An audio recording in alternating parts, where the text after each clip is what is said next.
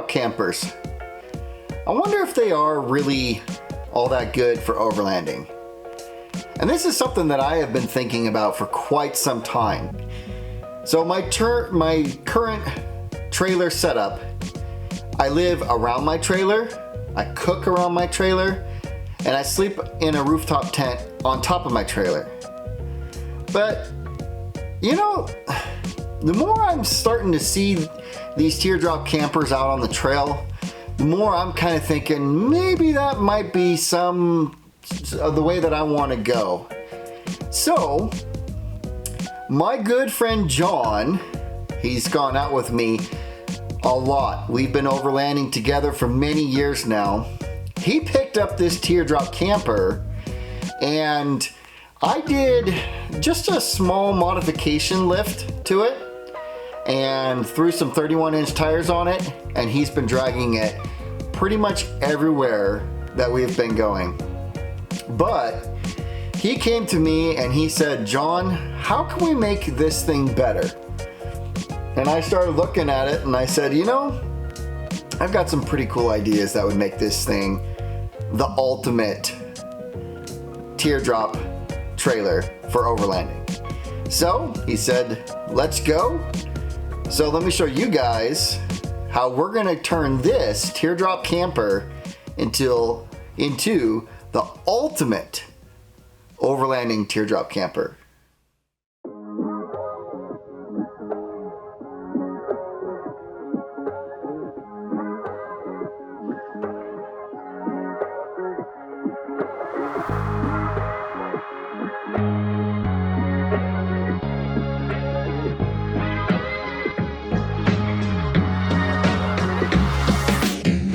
Okay, so let's talk about why you cannot just go get a teardrop camper and immediately use it for overlanding. And the number one thing is this. Right here. That guy. So this axle was right here, this mount. And these sit so close to the ground, you've got hardly any ground clearance. So I cut the axle off, added in this 4-inch spacer, and that allowed this setup to have enough ground clearance and to be able to clear 31-inch tires. But that's still not really good enough. And it really depends on like what type of overlanding you're into. So John and I, we like your normal county roads, logging roads, dirt 2-tracks, but we also like a little bit harder stuff. Now, we just did a trip recently up on the Beartooth Mountains, and that was the Morrison Jeep Trail. Morrison Jeep Trail is a little bit harder than your average dirt road. And that is where we need to upgrade this trailer, because that axle right there, this axle is what's called a torsion flex axle. So in this tube right here, there is 4 strips of rubber in each corner of this square tube. Then you see there is a solid square bar that is welded onto this arm, and that extends into this tube, and in each corner, right there, right there, right there, and right there, that's where that rubber sits. It sits inside those voids. And that is how you get your suspension. Well, for a horse trailer, a cargo trailer, a flatbed trailer, these aren't too bad. But for this little trailer, these are almost too stiff for this trailer. And also, this is engineered for a smaller tire.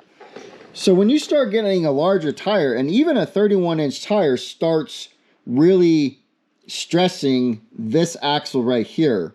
And this axle is a 2,200 pound rated axle. You can see what it's starting to do. This has got enough flex in it from going down the trail and hitting the larger rocks, dips, washouts, ruts, that it causes this axle to flex. This whole part from here all the way out flexes back and forth, not just up and down. We're talking back and forth, that it is actually rubbing the side of this camper. And to me, a 31-inch tire is the max you would want to put on something like this for this axle. Yes, they make a whole lot stronger axles than what's here, but for what comes on the Teardrop campers, no bueno. This is not a strong enough system. Also, I don't understand why manufacturers skimp out so much when it comes to the suspension and axles on trailers. They focus on this area. Ooh, look at all the pretty shiny stuff. Yes, this is what you're gonna see most. Okay, that's fine.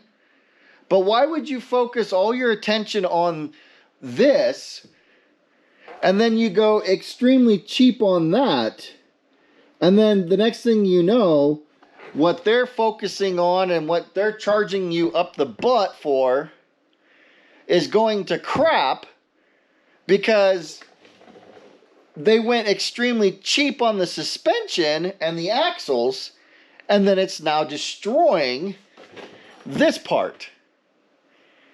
I mean, you wouldn't go to a dealership and buy a vehicle and, you know, the vehicle's an $80,000 vehicle and they give you the cheapest, crappiest suspension on the planet and say, here you go, here's fine.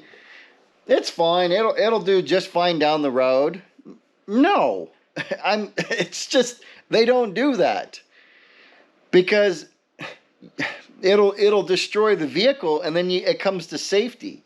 So that's one thing that I really don't understand, why the manufacturers, at least here in the States, and now I'm comparing this to the Australians, you know, their trailers are so incredibly well built.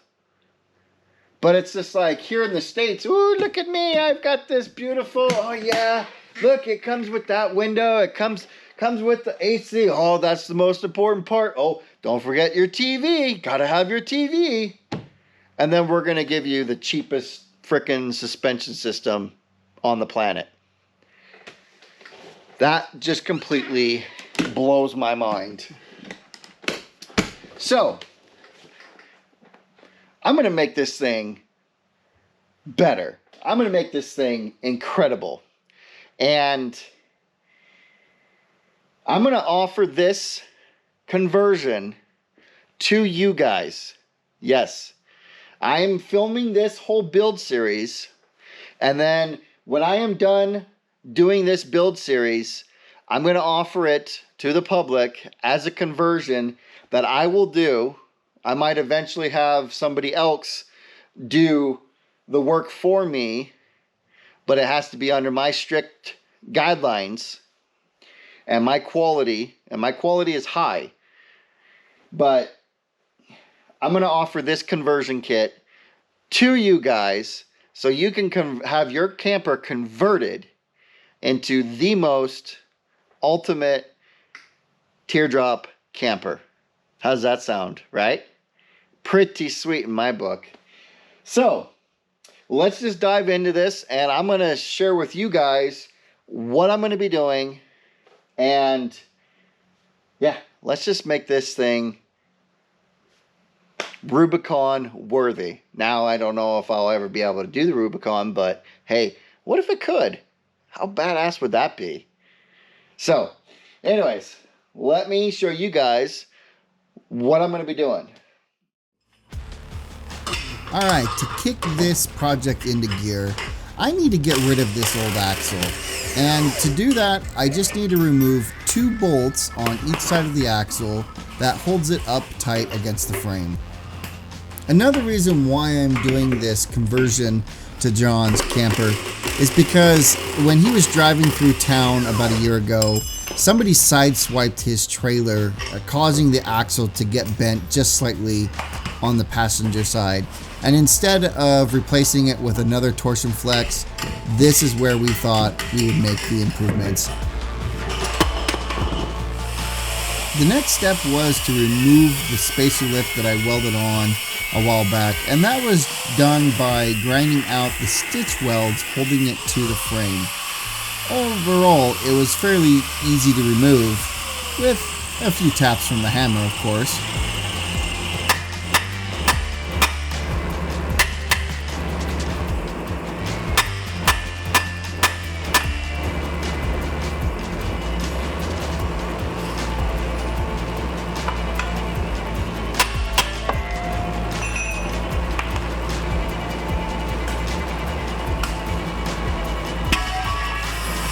Once I got the drop-down brackets out of the way, I needed to finish cleaning up the frame by grinding off any existing welds to make way for the new frame that will be attaching to the bottom of the existing frame. Woo! It's always fun being on your back, grinding dust falling in your face. Yeah, I hate that. Anyways, the frame, it's cleared. It actually went really, really well. I was kind of surprised actually, but there you go. Frame rails are all prepped and smoothed out. So I'm going to move the jack stands farther in, so then that way I can run the new frame up to here. Yeah, I think I'm going to run it up to here, and it'll be at an angle, so it'll clear that. So, but I do want to come all the way up to here, so I need to move these guys back around. So I'm going to get my jack stands moved, start looking at prepping the back here and removing the electrical and stuff. There's some wires and whatnot that I gotta remove from the back of the so-called bumper where the lights are and stuff. And then I need to cut these angle iron pieces off, and then that way I can get this all prepped and ready to extend the frame out. We'll get our new frame piece underneath, so then that way this part is nice and strong, and all the new suspension pieces will have much thicker material to weld up to, and this is going to be awesome. I am so excited to do this. This idea has been floating around in my head for such a long time, and I am so thankful that my buddy John wants me to do this for him, and I got to show you guys this conversion and also offer it as a service to you guys. How cool is that? Anyways, let me get these jack stands moved, and then we'll start pulling some measurements for some frame material.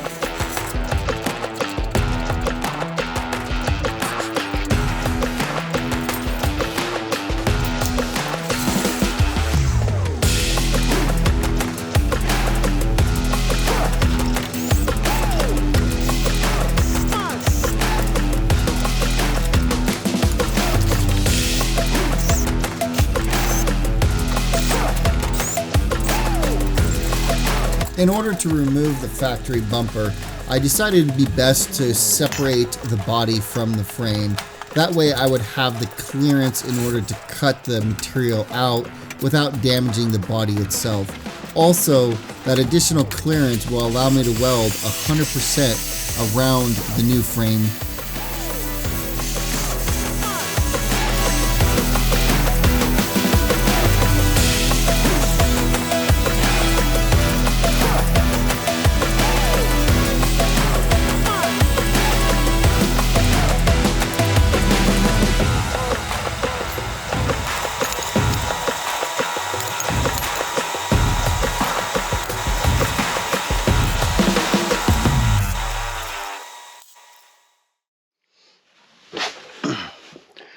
Will you check out this? Boom. Very nice. So now you can see why it was so important to lift the body off the frame, because I'm able to 100% weld around the extended frame. And then I added these side plates, one to cap the end of this rear bumper, and then also what that does is that helps tie in to the existing frame down here, and then the extended piece as well, because I'm going to have to make pull points for recovery, and that's going to be right here. He could probably pull lightly off of the hitch, but I want to have a pull point here, and then that way if he needs to pull out anybody or needs to be recovered himself, you're pulling directly down the frame. So, but look at that. Just absolutely awesome. And I got this side as well. Boom, done. Yes, awesome.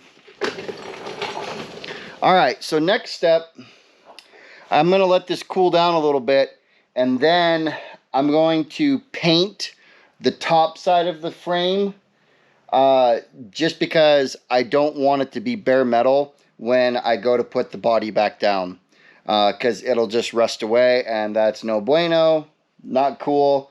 So we'll let it cool down. I'll paint the top of the frame. We can lower the body back down, and then I'm going to start doing the reinforcement on the frame where the suspension and everything is going to go.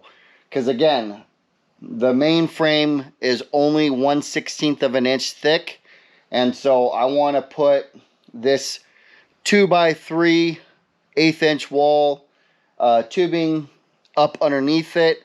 That'll make it a lot more rigid and stiff, and then also it gives me much more material to add all the suspension parts to it. So that's what I'm going to do. So I'm going to get to it.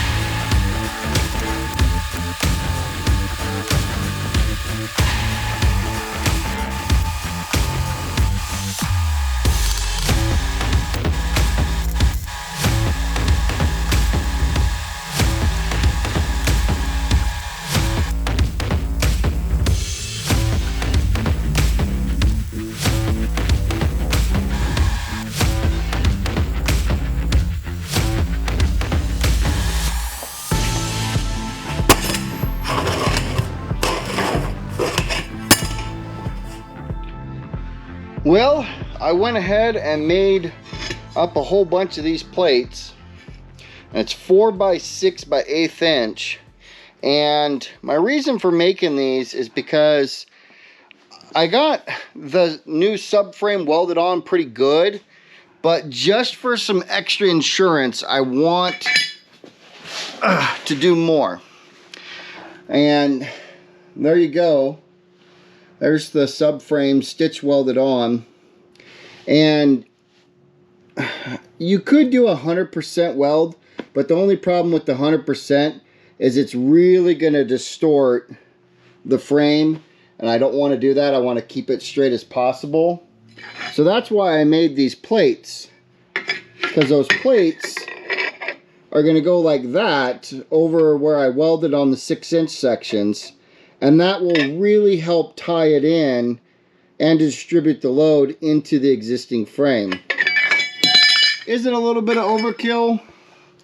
Probably, but this just to me seems like that extra insurance that I know that it's going to be insanely strong, because kind of the philosophy that I've got in my head is that it's going to rip the front tongue off of this section of the trailer before the suspension and the axle and all of that stuff fails. So it's a kind of a weird one, sure, you know, but I just want it to be robust and strong. So that's what I'm going to do. I'm going to dress up these plates a little bit. I want to radius the corners before I weld them on, and then I'll go back and I'll buff up the weld, and then I just need to cap the ends of the new tube so no water can get in there, and then that's it. I'm done with the frame, and then I can start moving on to the suspension. So let me kind of get into the production assembly line mode, and we'll get these knocked out and get them onto the frame.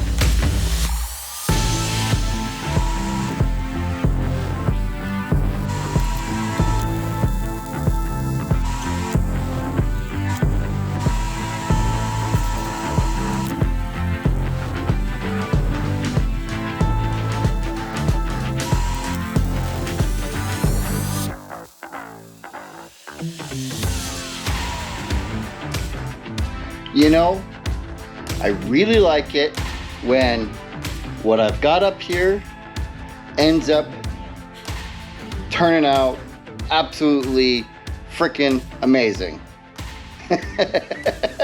Check this out. Oh yeah.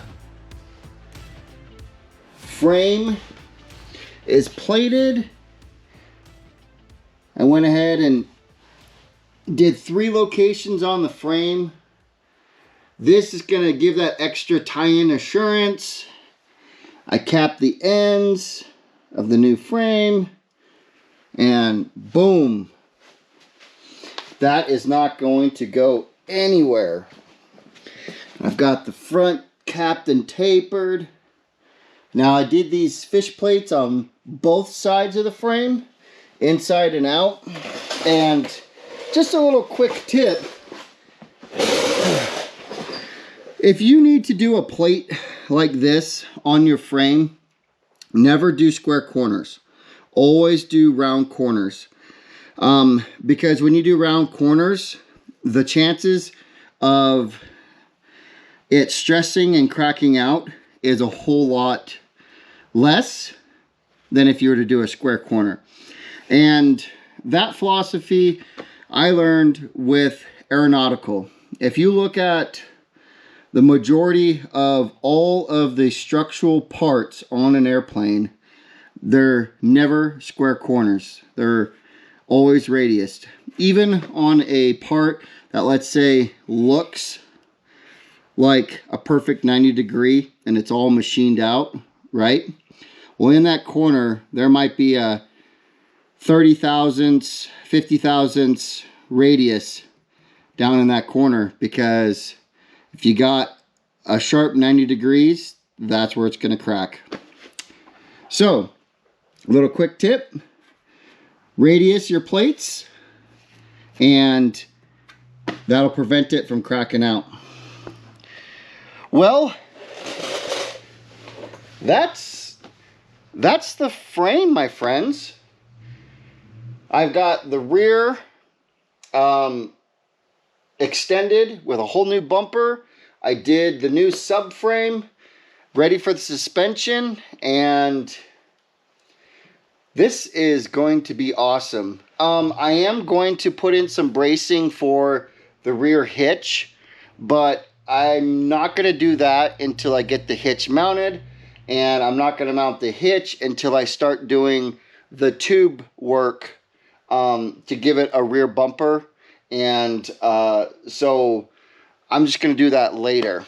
But anyways, I think I'm going to end this video with completing the frame extension and the new subframe. So don't forget to subscribe, guys.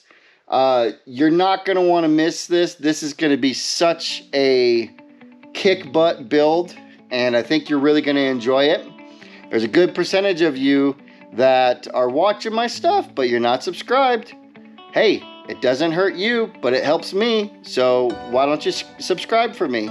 Anyways, until next time, guys, I'll see you out on the trail.